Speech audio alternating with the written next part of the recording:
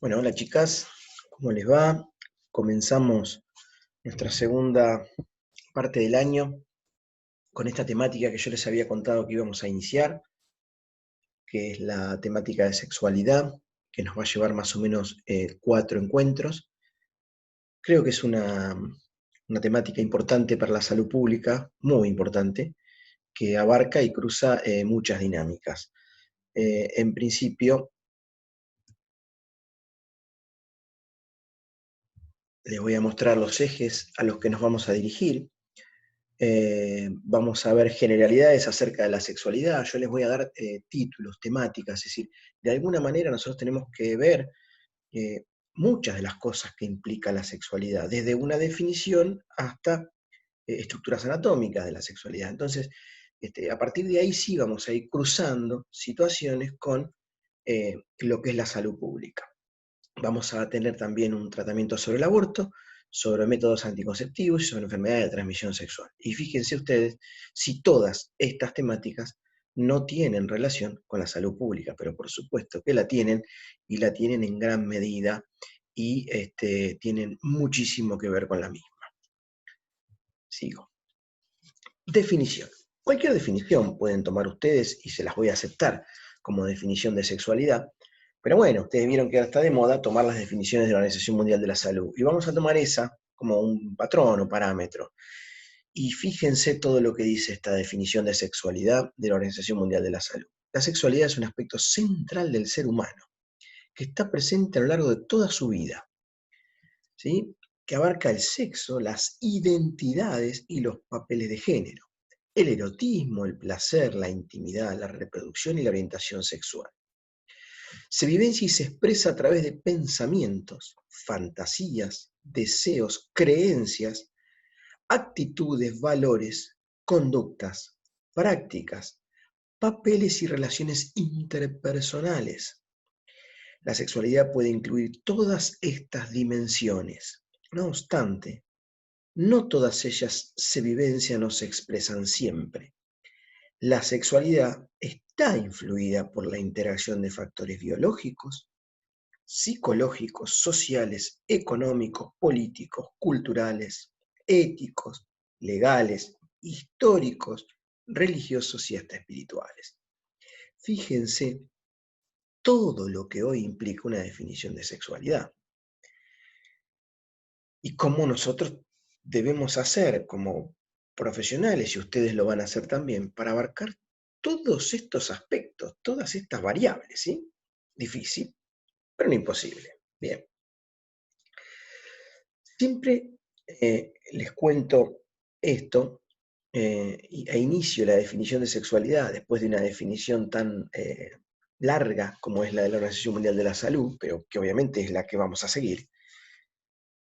Trato de darles algunos parámetros más sencillos como para saber cuáles son las funciones de la sexualidad.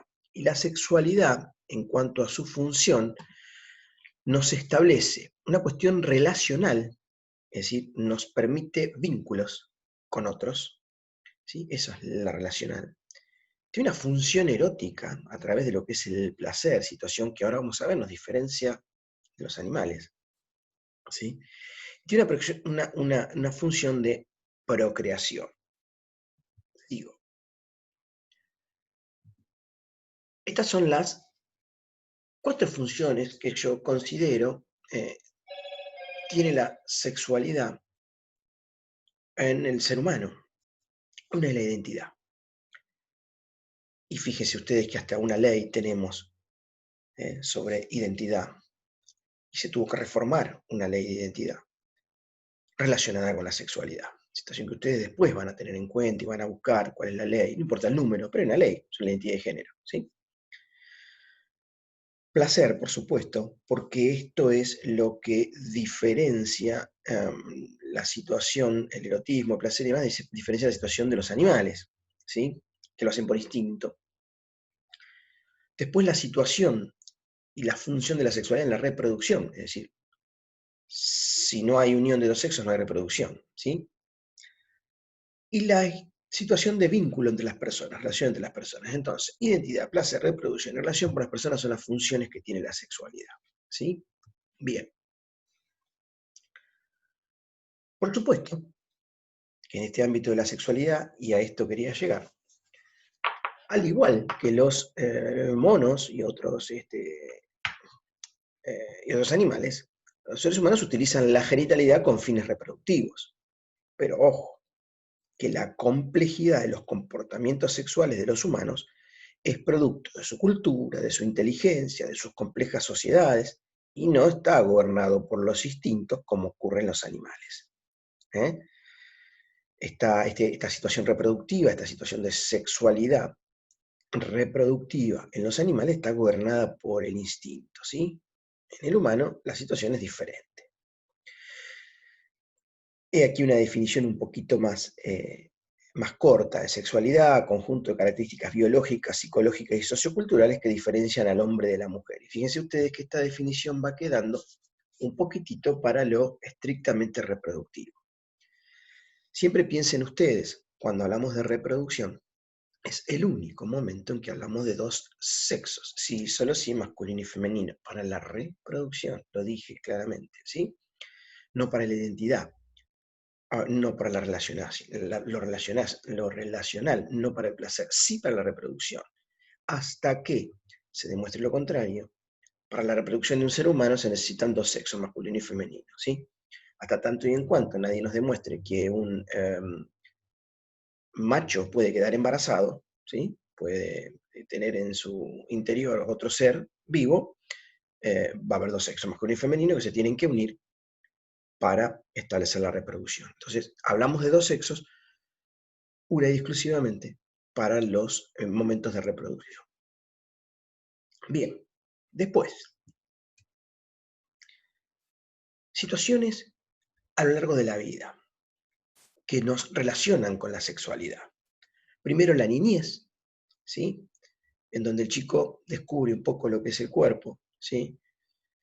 Después el inicio de la pubertad. La pubertad es el proceso de cambios físicos en el cual el cuerpo de ese niño se convierte en adulto, capaz de reproducirse.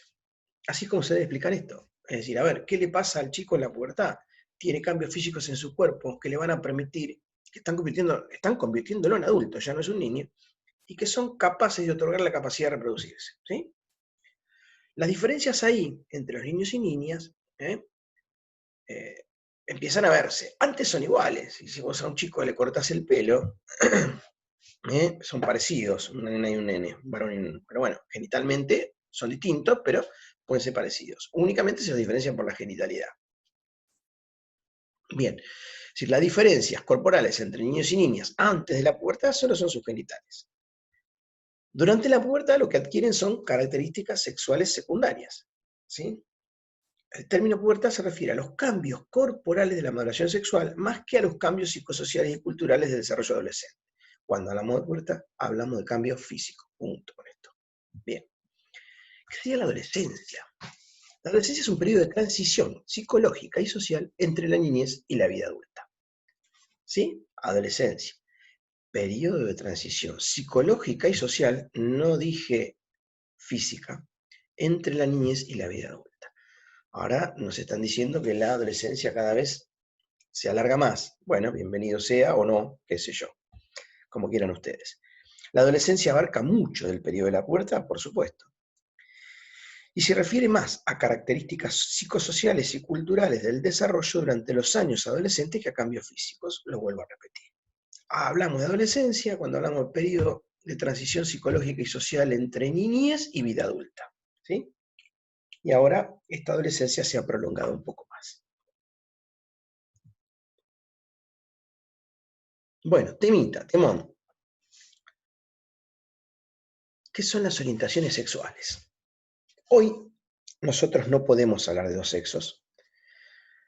Yo les dije hoy que la único constructo, única construcción en donde nosotros hablamos de dos sexos, masculino y femenino, para los ámbitos reproductivos del ser humano. ¿Sí? Obviamente no nos queda otra hasta tanto y en cuanto no se demuestre que un macho pueda tener un embarazo. Con lo cual,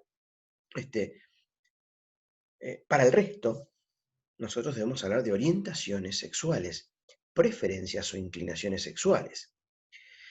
Que esto es lo que caracteriza el objeto de deseo amoroso, fantástico, imaginario y o erótico de un sujeto, y que lo va a acompañar durante su vida social, ¿sí?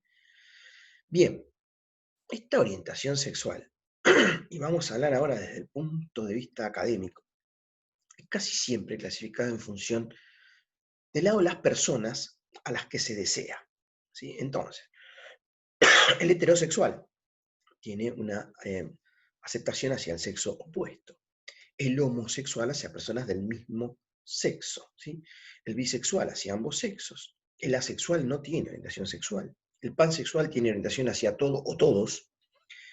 Después existe la zoofilia, que es la orientación sexual hacia las relaciones sexuales o deseos amorosos fantásticos imaginarios con animales. Después está está mal escrito ahí, pedofilia, ¿sí? Que es hacia los infantes o hacia los niños. Objeto de deseo amoroso, fantástico, imaginario y erótico hacia los niños, ¿sí?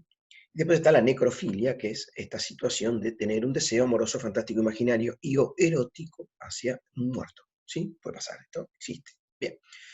Te van a decir, ¿y dónde metemos acá a los gays, a los trans, a los bisexuales, travestis? Acá adentro, ¿sí? Estos son nombres que la sociedad les ha ido dando a estas diferentes circunstancias. Ustedes de acá pueden sacar todos estos nombres que hoy están vistos como orientaciones sexuales, ¿sí? Digo ahora, ¿qué es el sistema reproductivo? El sistema reproductivo es el conjunto de órganos que entre sus funciones principales ¿eh? Está la de reproducir seres vivos. El humano se reproduce a través de un sistema reproductivo, de órganos de la reproducción. Y este aquí lo que les dije desde el inicio. En la medicina clásica, el estudio dedicado en base al constructo de que solo hay dos sexos, masculino y femenino, y por lo tanto solo dos aparatos genitales, transmite la sensación de que eso es una verdad absoluta. ¿Qué quiere decir esto? No quiero decir acá que no existan las orientaciones sexuales, todo lo contrario. Creo que hoy ustedes tienen que aprender a hablar de orientaciones sexuales, sí o sí. No existe un sexo masculino y femenino, sí orientaciones sexuales, pero ojo, para la cuestión reproductiva sí existen dos sexos, masculino y femenino. No hay otra cuestión, y esto es así. Para la medicina clásica existe un masculino y femenino para la reproducción. Bien, bien, el sistema reproductivo. Dentro de los órganos genitales, ¿sí? Existen los cromosomas, las gónadas, las hormonas y el aparato reproductor interno, que producen de manera independiente, dependiente del ADN de cada persona, cómo un ser vivo se cría de forma diferente dentro de la sociedad. Vamos de vuelta, ¿sí? ¿Existen los órganos genitales? Sí. Dentro de los órganos genitales están las gónadas, ¿sí? Las gónadas masculinas y femeninas. Existen las hormonas masculinas y femeninas, ¿sí? Existen los cromosomas, que son los que transmiten diferentes características a cada ser humano. Y todo esto depende de un ADN, ¿sí? Que se va a transmitir de persona a persona. Creo que ahí les queda un poquito más claro. En los mamíferos, los humanos somos mamíferos. Los dos órganos sexuales más estudiados son el aparato reproductor masculino y el femenino. Sí, solo sí para los humanos, aparato reproductor masculino y femenino, si hablamos de reproducción.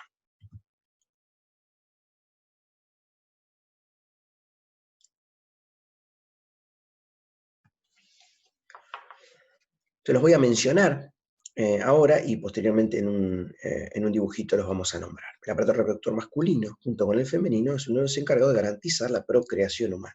Chicos, esto lo tiene que aprender un chico desde la pubertad y es lo que debemos transmitirles.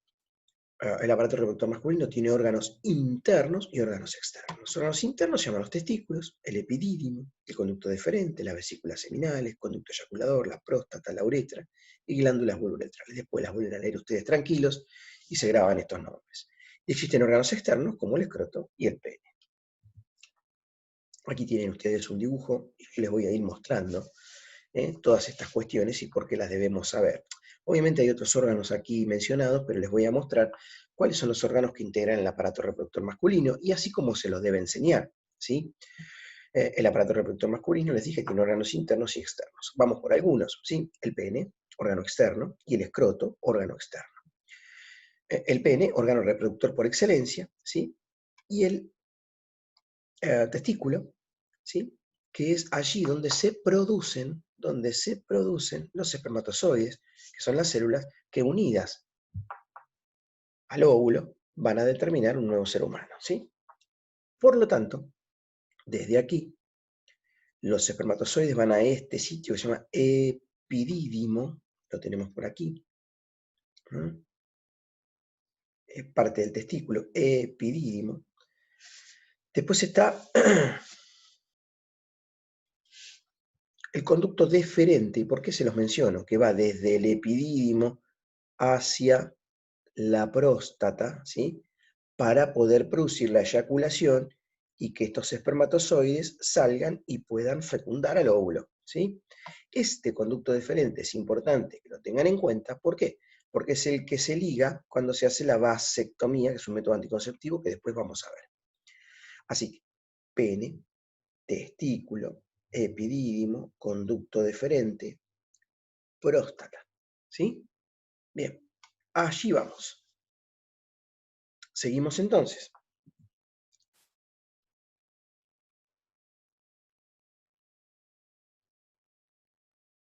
Vamos ahora a lo que es el aparato reproductor femenino. El aparato reproductor femenino está compuesto por órganos internos y órganos externos. Los órganos internos son los ovarios, trompas de falopio, útero, vagina, ahora lo vamos a ver todo esto en un dibujo. Y los órganos externos se conocen como la vulva, clítoris, labios mayores y labios menores. ¿Sí? Bien, hay una frase aquí que coloco porque estas son frases que nosotros teníamos desde la residencia. La vulva de la mujer es tan particular como la apariencia de su rostro, si son todas diferentes. Una pequeña anécdota. Bien, aquí tienen ustedes un aparato reproductor femenino, ¿sí? Tenemos ovarios, ovarios, a ambos lados, trompas, útero, vagina, vagina, útero, trompas, ovario, ¿sí? Lo quieren ver en un corte lateral, ¿sí? En un corte lateral tenemos trompa, útero, vagina, ¿sí? Por delante del útero está la vejiga, por detrás está el recto. Bien, es una imagen que ustedes debieran tener en cuenta. ¿Por qué? Porque en muchas ocasiones esta imagen que demuestra cómo son los órganos sexuales femeninos externos, ¿sí? Se prestan a confusión muchas veces y hay adultas mayores que no conocen, por ejemplo, que la vagina y el meato uretral son dos orificios diferentes. Y esto me ha pasado incluso tomando exámenes de anatomía en, ah, en biología, yo de anatomía humana, en biología del profesor de biología. Y bueno, muchas veces cuando uno enseña lo que es el aparato masculino y femenino, en el aparato femenino existen el clítoris, los labios mayores y menores, la vagina, ¿sí? Y un orificio central, que es el meato uretral, porque por aquí orinan, ¿sí? Por aquí hacen pis. A ver, ustedes me van a decir, por ahí estoy diciendo yo una pelotudez, y que ustedes ya lo sabían. Bien, bienvenidas, porque hay mucha gente que no lo sabe. ¿Mm? Bien, sigo. Otra imagen para que ustedes tengan en cuenta, y vuelvo a repetir esto de que existen dos orificios, el orificio vaginal, el orificio uretral, es decir, la mujer tiene un orificio por donde hace pis, y otro orificio que es el orificio vaginal. Bien, sigo. Igual, y esto lo repito porque no hay mucha gente que tenga bien clara esta situación. Sigo. Les hago otro ejemplo muy práctico de cómo es el aparato reproductor femenino, útero, ¿sí? Cuello del útero, vagina, ¿sí? Uretra, por donde hacen pis, orificio vaginal, ovarios, ¿sí? Ovarios, trompa de falopio que van al útero. Sigo. Bien. Aquí tienen los dos juntos, los dos a la vez, los pueden mirar tranquilito, esto es un espermatozoide, ¿sí? Este es el aparato reproductor masculino y aparato reproductor femenino, para que recuerden todo lo que vimos anteriormente. Vamos a volver sobre esto si es necesario, ahora que veamos algunas cositas más, ¿sí? Como por ejemplo esto, que es el embarazo, ¿sí? ¿Qué es el embarazo? El embarazo es el proceso en el que crece y se desarrolla en el feto, en el interior del útero. Vuelvo. ¿Dónde estaba el útero? Acá. ese proceso en el que se desarrolla un feto en el interior del útero. Sigo. Considera que el embarazo comienza una vez que el óvulo fue fecundado por un espermatozoide y termina con el parto en el que debería nacer un bebé, ¿sí? Entonces se considera que el embarazo comienza una vez que el óvulo fue fecundado por el espermatozoide. ¿Dónde se produce la fecundación? Vamos de vuelta. La fecundación se produce en las trompas. En las trompas de Falopio se produce la fecundación. Salieron los espermatozoides, vinieron, subieron, pasaron por el útero, fueron a la trompa y allí los está esperando el óvulo para la fecundación. Se produce la fecundación entonces en la trompa de Falopio. ¿Sí? Sigo. Abajo. En los seres humanos, este proceso de embarazo dura alrededor de 40 semanas. Regla es 38 semanas, 38 a 40 semanas, pueden ser también 42. Por lo común se lo asocia a los 9 meses, que no son 9 meses porque se habla de meses lunares. Dentro del útero el bebé flota en un líquido que se llama líquido amniótico. Ese líquido y el niño están envueltos en una bolsa llamada bolsa amniótica. En el cuello del útero, y volvemos, en el cuello del útero, aquí se va a formar un tapón que se llama tapón mucoso. Tapón mucoso, ¿para qué? Para que ese líquido no salga y el bebé crezca con tranquilidad dentro de ese líquido. Este tapón mucoso es el que se pierde en los momentos previos al parto. Bien. Este tapón mucoso también sirve como barrera al ingreso de cuerpos extraños, lo que facilita las relaciones sexuales durante el embarazo que siguen erotizando a la pareja. Si esta es una pregunta bastante común, ¿se pueden tener relaciones sexuales durante el embarazo? Bueno, sí, se puede. Hasta el final sí se puede. Mientras permanece dentro del feto, se obtienen nutrientes y oxígenos y elimina los desechos a través de algo que se llama placenta. ¿Cómo obtiene entonces el feto sus nutrientes y oxígeno? A través de la placenta? También por ahí elimina desechos. Esta placenta está pegada al útero y unida al bebé por el cordón umbilical. ¿Sí? La placenta está adherida al útero y está pegada al bebé por el cordón umbilical. De acuerdo al desarrollo, el embarazo se divide en 3 etapas, 3 trimestres. El primer trimestre, ¿sí? Que es en el cual hay riesgo de aborto, por eso siempre dicen las madres que no hay que mencionar que alguien está embarazada hasta que no pasen los primeros 3 meses, porque hay un riesgo importante de abortos espontáneos, ¿sí? Durante el segundo trimestre, el desarrollo del feto puede empezar a ser monitoreado y diagnosticado. El tercer trimestre marca el principio de la viabilidad, quiere decir que este feto podría llegar a sobrevivir de ocurrir un nacimiento prematuro o temprano. Dada esta posible viabilidad, diversas definiciones legales y culturales de la vida definen al feto en el primer trimestre como una persona con estatus propio. Esto es lo que empieza, ¿por qué les pongo esto acá? Todo es motivo de debate, pero es lo que empieza a generar las cuestiones acerca del aborto. ¿En qué momento de estos 3 trimestres estaría indicado realizar un aborto en el caso de que se aprobara en nuestro país por lo menos el aborto no punible?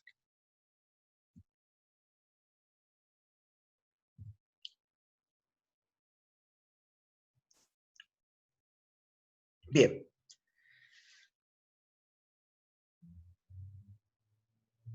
esta era una situación, aborto, que yo voy a dejar para la próxima, ¿sí? Van a tener un trabajito práctico acerca de la primera parte, y esta parte, junto con métodos anticonceptivos, lo vamos a abordar en un segundo encuentro. ¿De acuerdo? Bueno, chicas, las dejo. Espero no haberlas aburrido con toda esta historia. Pueden verlo, reverlo. Cualquier cuestión de esta naturaleza está en todos lados. Es decir, cómo está conformado el aparato reproductor masculino, el femenino, etcétera, están en muchos lugares. Con lo cual, ustedes van a encontrar de esto mucho. Así que busquen, indaguen y cualquier duda charlamos.